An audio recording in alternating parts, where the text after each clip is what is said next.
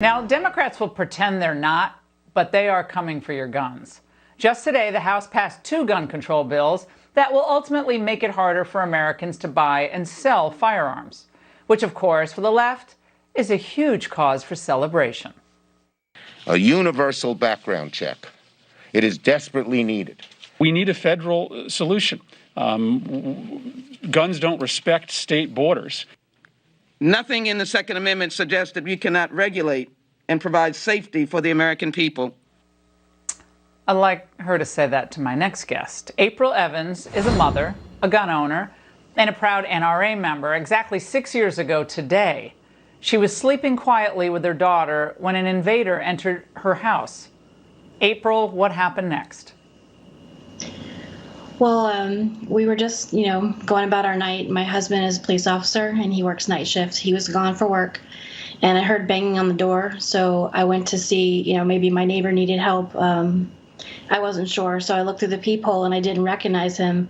And that was when I noticed that the door was starting to crack, and I knew he was coming in the house. So I had a plan in place, and my plan was to call 911 and go get our gun from the bedroom.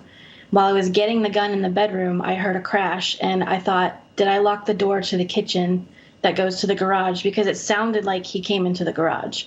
By the time I got to the middle of the end of the hallway, he was standing there looking at me, and then he just started running towards me. So I fired. He still kept coming, so I fired again, and that time he hit the ground, and I held him there at gunpoint until the police arrived. Wow. Well, thank goodness you're okay and that your daughter is okay, and that you're a responsible, smart, and prepared and practiced gun owner. Nancy Yes. Pelosi, though, she wants to confiscate your guns for the children. Most important issues facing the Congress are our children, our children, our children. An environment in which they can thrive safely is what we are talking about today. There is nobody in Congress whose political survival is more important than the survival of our children. April, your reaction to those impassioned words? My child wouldn't be alive today, I firmly believe, if I had not had my gun to protect us. And she's been around guns her whole life. She knows about gun safety. We taught her from a very early age. She knows about it. We always explained it to her, showed it to her. She's not in any danger. She knows what a gun is. She knows what a gun can do, and she knows to stay away from it. And if she has questions, she finds an adult and asks the questions. It's all about training in order to keep a safe environment. Taking guns away from someone like myself, who my husband works night shift, and it's just me and her alone, how does that keep anybody safe? We both would have been dead, I'm sure. April, thank you for sharing that story tonight. Unfortunately, too many people in the United States don't hear those stories. They hear only the awful stories. Thank you. Right. And while House Democrats work tirelessly to keep American citizens from buying guns, it's open season for illegals who want to lock and load. Today, Pelosi and pals rejected an amendment that would require ICE to be notified if an illegal tries to buy a gun.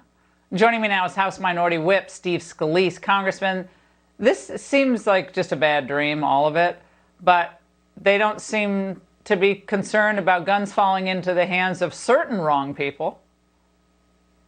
Yeah, good to be with you, Laura. I wish it was a bad dream. And this is just one more step in Nancy Pelosi's socialist agenda that she's pushing through the House with the complicity of all of the House Democrats who continue to vote to take away more of our rights. Today, they went after our gun rights with the bill to make it harder for law-abiding citizens to get guns. As your last guest mentions, every day in America, people use guns to save the lives of themselves and their families. And yet this bill would make it much harder. In fact, right now, there's a 3-day waiting period. This could make it open-ended. There could be no limit to how many days unelected bureaucrats held up your application to get a gun if you're an American citizen. However, we had the amendment, as you mentioned, that said if someone's here illegally and they try to buy a gun illegally, that name should be turned over to ICE. Well, guess what? The Democrats voted against that. So they think it's okay for someone illegally in America to get a gun, but they don't want you to be able to get a gun.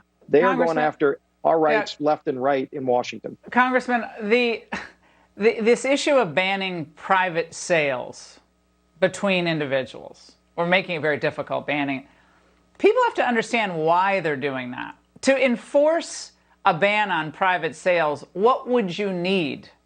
You would need, ultimately, a national firearms registry, correct? Oh, they would love to get a registry of where all the guns are. We saw in New Orleans after Katrina, people went door to door. Law enforcement went door to door taking people's guns after Katrina. I watched it happen. We passed a bill to prevent it from happening again. But this idea that you should have a registry, that you should be able to prevent someone you don't like from buying a gun at all, unless you're illegal. That's what they passed today.